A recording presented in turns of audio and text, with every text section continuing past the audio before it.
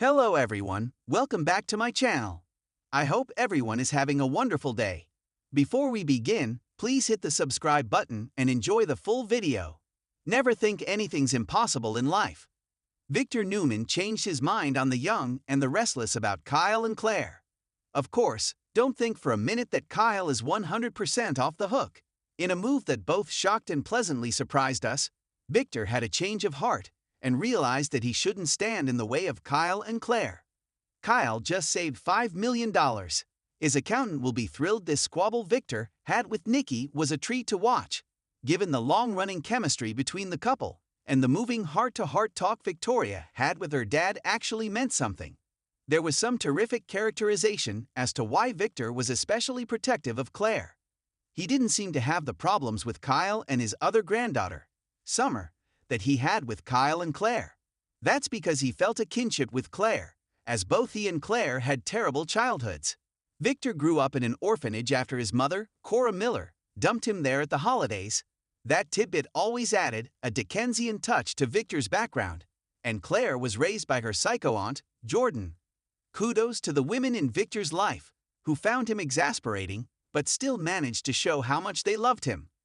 Victoria truly let her dad know that she cared about him, despite his reactions to all of the men in her life. He didn't care for Ryan or Cole for years.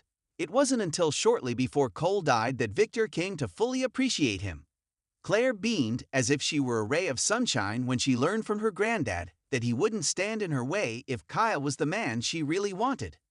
In true Y&R fashion, a change of heart doesn't come without conditions. Victor summoned Kyle to his ranch to deliver the news of his decision, cutting Kyle off as the young man was in mid-sentence. Jack and Diane continue to prove that they are Genoa City's most supportive parents when it comes to checking in on their adult child. They make sure that Kyle knows they're there for him without being too helicopter-like about it.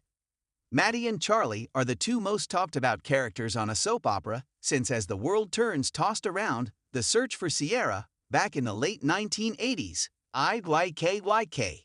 And Sam is the least talked about, for that matter. But that's another Two Scoops column. Kane desperately wants to have a relationship with his kids, and Lily wants to protect them from their dad.